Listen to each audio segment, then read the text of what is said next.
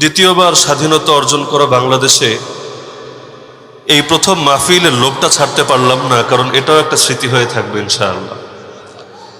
মাহফিলটা আমি ক্যান্সেল করেছিলাম, এই সময় আমার বাইরের সফর ছিল, কিন্তু যখন দেখলাম দেশের অবস্থা বেগতিক, সফরে যেতে না যেতে যে পরিস্থিতি এখন যেদিকে যাচ্ছে, টুডে অর নেভার, হয়তো অকস্মাৎ কিছু হয়ে যাবে, না হলে কখনোই হয়তো কিছু হবে না, সেরকম পরিস্থিতির অবতারণা হবে।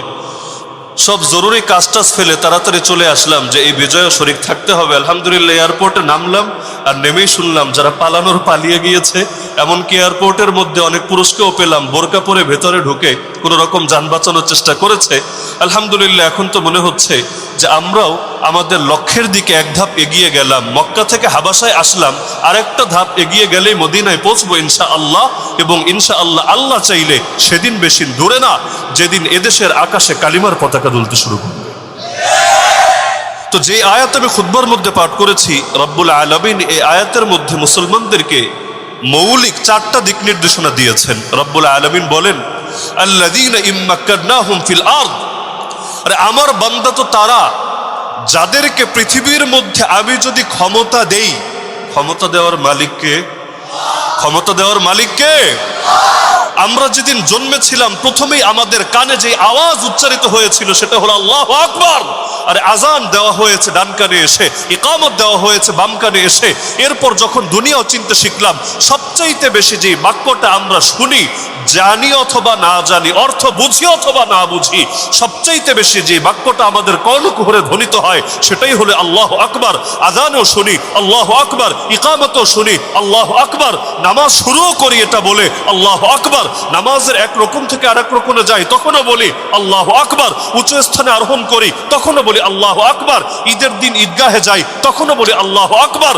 এমনকি যেদিন আমার চূড়ান্ত শেষ বিদায় হবে সেদিনও আমাকে সামনে শুয়ে দিয়ে সমস্ত মুসল্লিরা, সমস্ত মুসলমানরা এটাই বলবে আল্লাহু আকবার। তো এই যে শুরুতেও আল্লাহু আকবার, শেষেও আল্লাহু আকবার, মাঝেও সবচাইতে বেশি আল্লাহু আকবার, এর শিক্ষা কি রে ভাই? কথা তো এটাই, আল্লাহু আকবার মানে হলো আল্লাহ সবচাইতে বড়।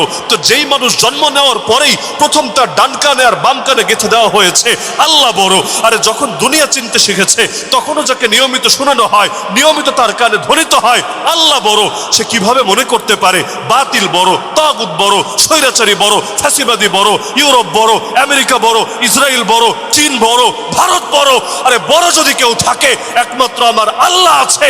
আর বাকি যত বড়দেরকে আমরা বড় মনে করি, আল্লাহর সামনে তারা একটা মশা টাকার সমান দাম রাখে না। এই বরত্বকে বলা হয় আল্লাহর চাদর। কোরআন মাজিদের মধ্যে আছে, ওয়ালাহুল কিবরিয়াউ ফিস সামাওয়াতি ওয়াল আরদ, আসমান আর জমিনে বরত্ব একমাত্র আল্লাহ। এমনকি সেই হাদিসে কুদসির মধ্যে আছে, আল্লাহ বলেন আল কিবরিয়াউ রিদাই, আর এই অহংকার আর বরত্ব এটা হলো আমার চাদরের মতো। ওয়াল আজমাতু ইজারি, মাহাত্ম্য আর মহিমা এটা আমার লুঙ্গির মতো। ফামান নাযানি বিওয়াহিদিন মিনহুমা, বান্দা খুব ভালো করে শুনে নে, এই বরত্ব আর মহত্ব নিয়ে যে টানা হেচড়া শুরু করবে, আকবাতুহু ফিন্নার, আমি আল্লাহ তাকে উল্টো মুখী করে জাহান্নামে ছুঁড়ে ফেলব। দুনিয়ার মধ্যে আমাদের ইমামরা বহু আগ থেকেই বলে গিয়েছে যে জুলুম হলো এমন একটা জিনিস যে জুলুমের সঙ্গে কখনো স্থায়িত্ব থাকে না। ইমামরা স্পষ্ট বলে গিয়েছে, যদি কোনো মুসলমান বাদশাহ জালেম হয় তার পতন অনিবার্য। আবার যদি কোনো কাফের বাদশাহ ইনসাফকারী হয় তাহলে এটা সম্ভব যে দুনিয়ার মধ্যে তার রাজত্ব দীর্ঘস্থায়ী হবে, লম্বা টাইম সে টিকতে পারবে।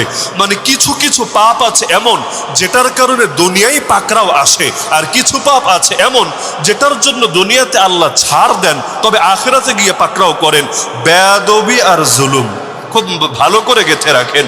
বেয়াদবি, সেই বেয়াদবি আল্লাহর শানেই হোক, সেই বেয়াদবি রাসূলুল্লাহ সাল্লাল্লাহু আলাইহি ওয়াসাল্লামের শানেই হোক, সেই বেয়াদবি সাহাবায়ে কেরাম রাদিয়াল্লাহু আনহুম আজমাইনের শানেই হোক, সেই বেয়াদবি আহলে বাইতের শানেই হোক, সেই বেয়াদবি উম্মার ইমামদের শানেই হোক, সেই বেয়াদবি উলামায়ে কেরামের শানেই হোক, সেই বেয়াদবি তালিবুল ইলমদের শানেই হোক। তো এই বেয়াদবি আর জুলুম এমন একটা জিনিস, যারাই এতে লিপ্ত থাকে দুদিন আগে বা পরে আল্লাহ তাদেরকে এমন ভাবে পাকড়াও করে, যেন তেন পাকড়াও না, যেই পাকড়াও দেখে অন্যদের ভেতর কলিজা পর্যন্ত কেঁপে ওঠে। মানুষ তো আন্দোলন তুঙ্গে যাওয়ার পরে নিশ্চিত হয়েছে যে হয়তো এবার সফলতা আসবে, বিজয় আসবে, কিন্তু আল্লাহর কসম, ওই আল্লাহর নামে কসম করে বলছে যার হাতে আমার প্রাণ, যখন কারাগারে দীর্ঘ 1 বছর পর্যন্ত প্রত্যেক রাত্রে, এমন কোন রাত মিস নাই যেই রাত্রে পাশের সিট থেকে হোক, পাশের রুম থেকে হোক, যেহেতু সব আলেম আর তালেবুল ইলমদেরকে একসাথে রাখা হয়েছিল, 1300 তো হলো অফিসিয়াল ঘোষণা অনুসারে গ্রেফতার হয়েছে, কিন্তু আমরা তো সাক্ষী কিসের 1300 চাইতেও অনেক বেশিকে বিভিন্ন উদ্ভট এবং বিভিন্ন আজিব মামলা দিয়ে গ্রেফতার দেখানো হয়েছে। তো সে 1 বছর পর্যন্ত গভীর রাতে যখন এমন আলেম যাদের কারো বয়স 60-এর উপরে, কারো বয়স 70-এর কাছাকাছি, কারো 50-এর উপরে, যখন শুনতাম গভীর রাতে দিলের ভেতর থেকে একটা চিৎকার দিয়ে উঠতো আল্লাহ, আরে তখনই আল্লাহর কসম দিল সাক্ষ্য দিত এই জালেম টিকবে না, এই স্বৈরাচারী টিকবে না, কারণ এইরকম বদদুয়ার ভার নেওয়ার মতো ক্ষমতা আল্লাহ দুনিয়াতে কাউকে দেন। তো ক্ষমতার মালিককে বান্দা যখন বারবার এটা ভুলে যায়, তখনই তার দ্বারা ভুল হতে থাকে, সেটা যে কোনো লাইনে হোক। নিজের ব্যক্তিগত ঘরের মধ্যেও আমাকে চিন্তা করতে হবে, এই যে আমার বাচ্চা কাচ্চা, এই যে আমার নাতিপুতি, এই যে আমার স্ত্রী, তাদের উপর যে আমার একটা পাওয়ার, এই পাওয়ারও কিন্তু আমি নিজের থেকে কামাই করি নাই, এটাও দিয়েছেন কে?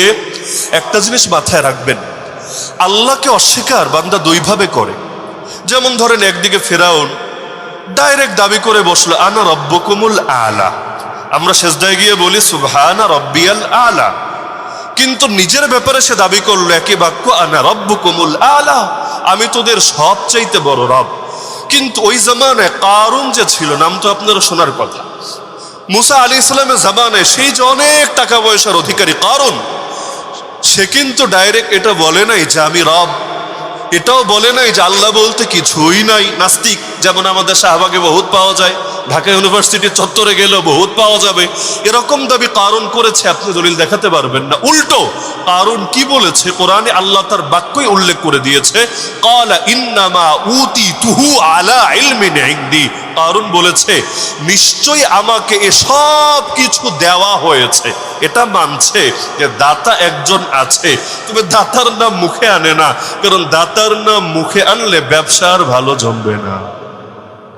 আমাদের বাংলাদেশে দেখেন না, হুজুররা যত ভালো কাজই করুক না কেন, এক শ্রেণীর তথাকথিত সুশীলরা এগুলো কখনো মুখে আনতে চায় না। পত্র পত্রিকার চিপায় চাপায় কোনাকাঞ্চির মধ্যে এগুলো আপনি খুঁজে পাবেন না। উপরন্ত প্রশ্ন ছড়বে, তোমরা করেছোটা কি? আরে করে নাই কি? আগে এটা বল, আগে পার্সেন্টেজ মাপো যে হুজুর এই দেশের মধ্যে মোট জনতার কয় পার্সেন্ট আর বাকি মানুষ কয় পার্সেন্ট, কারণ হিসাব হবে পার্সেন্ট অনুসারে, পার্সেন্টের বাইরে গিয়ে হিসাব করলে তো লাভ হবে না। হুজুর যদি থাকে 10 লাখ আর আপনি তার থেকে সার্ভিস আশা করেন 10 কোটির, এটা ভণ্ডামি ছাড়া আর কিছু হবে না। সেই 47ই বলেন আর সেই 2013ই বলেন, 2021ই বলেন আর 2024ই বলেন, আরে হুজুররা রক্ত দিতে তো কম দেয় নাই। সেই যে 2013 সালে ওলামায়ে কেরাম যে রক্ত দিয়েছে, কেন আমাদের সিলেটের সন্তানরা রক্ত দেয় নাই? এই আশপাশে বহুত মানুষ সেদিন শাহাদাত বরণ করে নাই? এই যে দীর্ঘ এতকাল হয়ে গেল, কই 2013 আর কই 2024, অর্ধেক শেষ হয়ে গিয়েছে, আজ পর্যন্ত তাদের তালিকা প্রকাশিত হয় নাই, তাদের নামে কোনো চত্বর বানানো হয় নাই, তাদেরকে নিয়ে পত্র পত্রিকায় কোনো রিপোর্ট করা হয় নাই, তারা মিডিয়ার কোনো কাভারেজ পায় নাই। আরে মিডিয়ার কাছে পায়, তাকে নিয়ে সবাই দরদ দেখায়, যে পায় না তার নামটাও লোকে মুখে আনতে চায় না। আরে সীমান্তের মধ্যে কত মানুষই মরে, কিন্তু দেখবেন ফেলানির নামটাই বারবার আসে। কেন? কারণ সবারটা মিডিয়া একভাবে হাইলাইট করে না। এই মিডিয়া, দাজ্জালি মিডিয়া, মানুষের মন আর মগজকে নিয়ন্ত্রণ করে। আমি একটা নগদ উদাহরণ দেই, রাসেলস ভাইপার কই গেল? নগদ উদাহরণ। মাঝখানে পত্রিকা খুলেন, টেলিভিশন চ্যানেল খুলেন, রাস্তায় যান, আরে রাসেলস ভাইপার আর ভাইপার আর ভাইপার। মানুষ বাথরুমে যেতে ভয় পায়, রাতের বেলা হাঁটতে ভয় পায়। আমরা মাহফিলে আসি, তখন বলে হুজুর একটু দেখে শুনে চলেন, না জানি রাসেলস ভাইপার একটা ছবল দিয়ে দেয়। আরে তখন পত্রিকায় রিপোর্ট করত, ঢাকা থেকে মাত্র 100 কিলোমিটার দূরে আছে রাসেলস ভাইপার। পরের দিন ঢাকা থেকে মাত্র 90 কিলোমিটার দূরে আছে রাসেলস ভাইপার। মানে জগতের সবচাইতে বড় সমস্যা রাসেলস ভাইপার। কিন্তু এখন কোথায় চলে গেল সেই ভাইপার? নাকি ফ্যাসিবাদী ভাইপারের চিপায় পড়ে রাসেলস ভাইপার বাংলাদেশ ছেড়ে রাগ করে ইন্ডিয়ায় চলে গেছে, রাসেলস ভাইপারে তো আর ভিসা দেয় নাই, ও তো আর ইন্ডিয়া যাওয়ার কথা না, তাহলে কই হারায় গেল ভাইপার? আমাদের মিডিয়াগুলো কিভাবে ভুলে গেল? তার মানে এই মিডিয়াগুলো মানুষের মন আর মগজকে নিয়ন্ত্রণ করে, এক এক সময় এক একটা জিনিস হাইলাইট করে বাকিগুলো আড়াল করার চেষ্টা করে। এই আন্দোলনে যারাই কোরবানি দিয়েছে আমরা প্রত্যেকের কোরবানিকে স্বীকার করি, এমনকি সে যদি বাম রাজনীতিও করে, এমনকি সে যদি নাস্তিকও হয়, কিন্তু সে যদি যে কোনো বাইরের ধর্মের লোকও হয়, এই কয়দিন সে যদি কষ্ট করে স্বীকার করতে বাধ্য না? আরে কি বলেন, স্বীকার করতে বাধ্য না? হাদিসে আছে মাল্লাম ইয়াশকুরিন নাস লাম ইয়াশকুরিল্লাহ, যে মানুষের শুকরিয়া আদায় করে না সে আল্লাহর শুকরিয়া আদায় করে না। কিন্তু এর মানে তো এটা না যে এখন নতুন করে হুজুরদের দিকে বাঁকা আঙ্গুল তোলা হবে, কিরে হুজুররা তোমরা কি করলা? আরে হুজুররা কি করেছে সেটা খুঁজতে চাইলে তোমাকে ওই পত্রিকার পাতা থেকে দৃষ্টি উঠাতে হবে, কারণ পত্রিকার পাতাগুলো হুজুরদের জন্য এখনো বরাদ্দ না।